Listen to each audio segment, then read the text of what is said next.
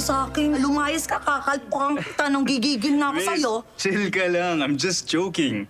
Masyado ka namang seryoso. Ay, masyado ka namang pilingero. Gapong-gapo ka sa sarili mo. Ayaw mo kasi umamin. Alam ko namang type mo ako eh. Hoy! Kaya mo nga ako ninakaw ng kiss. Asa ka. Alam mo, okay na sana eh. Okay na eh, oh. Pero hindi eh. Para kang bagyo, signal number 3. Ang lakas talaga ng hangin mo. Ramdam na ramdam ko. Pero thank you pa rin po sa pagligtas. Kung wala na po kayong sasabihin hindi maganda, umalis ka na kasi mananakit na ako, nararamdaman ko na. Okay. Ito na siya. Okay. Umalis ka talaga? Okay, sabi mo eh. Oo. So, remembrance ko na lang sa'yo yung kiss na. Ano, Reme? Huwag ka nang babalik talaga dito. Nag-iinit yung ulo ko sa'yo, ha? Kapal na mukha nitong hayop na to. Manyakol. Hayop.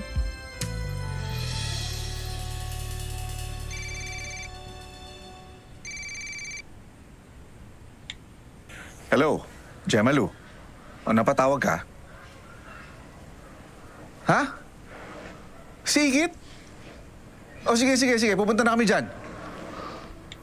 Mahal, may problema ba? Sigit, na-aksidente.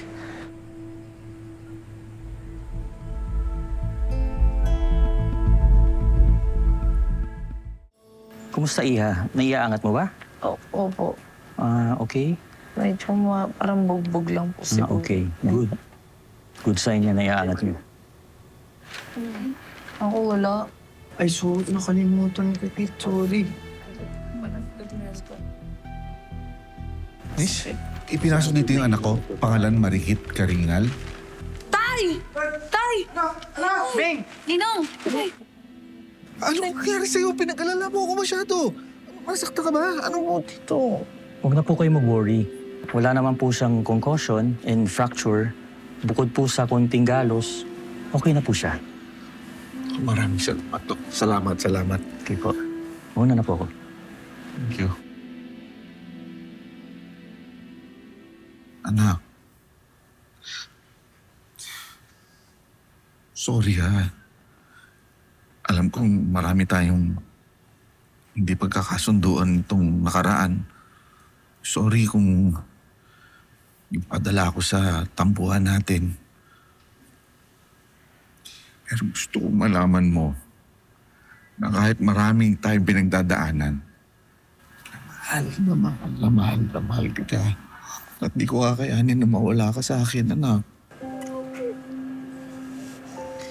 Tay, alam mo na nalaglago ako sa bangin. Tay, takot na takot po ako. Pero tay, hindi naman yun dahil mamamatay ako eh. Kasi alam ko pong hindi na po tayo magkikita at saka hindi na po kita maiyakap ulit. Tay, ayoko pong mamatay na ang huling usapan po natin, magkaaway po tayo. Tay, pwede po bang patawarin niyo na po ako? Tay, bati na po tayo. Sorry na po. Oo, anak. Kalimutan na natin yun, ha? Kalimutan na natin yun. Magsisimula ulit tayo, anak, ha? Kasi dapat, partners together tayo, eh. Always and forever. Hey! Hindi na dapat. Punit yung damit mo. Natamaan po doon sa may sa bangin po to eh.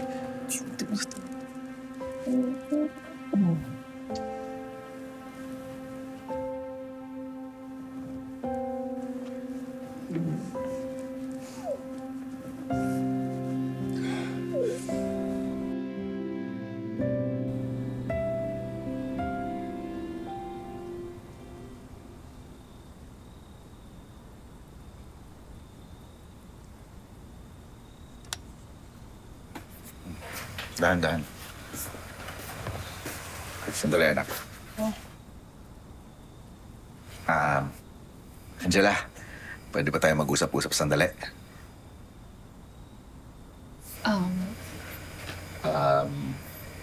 Wala ka bang gustong sabihin kay Kit?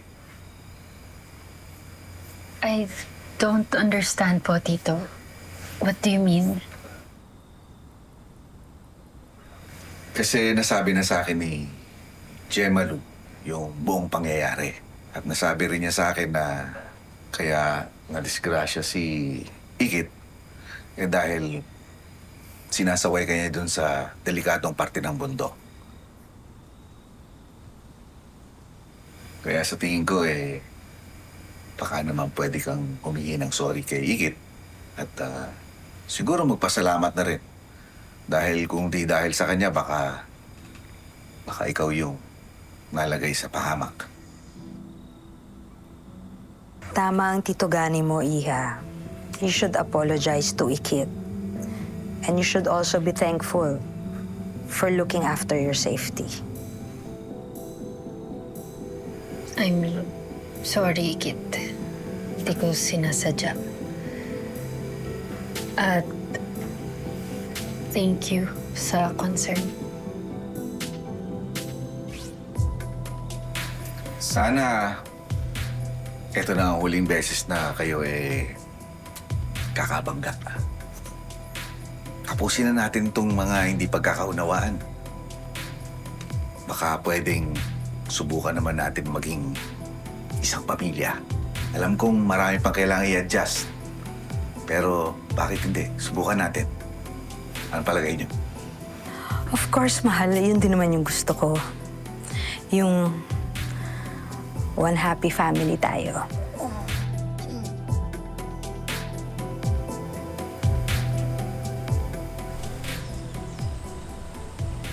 Ba't ka naman nakipagbati doon sa ng dragona na yun? Munti ka nang matay dahil kay Angela, di ba? Amo na, nag-sorry naman eh. At saka, kahit alam ko na 50% ka-plastikan at 50% napilitan lang yung hayop na yun, at least nag-sorry, di ba? Yun lang naman yung gusto ng tatay ko eh. Paano pag nag-tag team sila ni Ma'am Rica para imbiernahin ka? O anong gagawin mo? Natuto naman ako. Ano ka ba? Alam ko na yung dapat kong gawin. Hindi na nila ako mababaliktad at hindi na nila ako masisiraan kay tatay.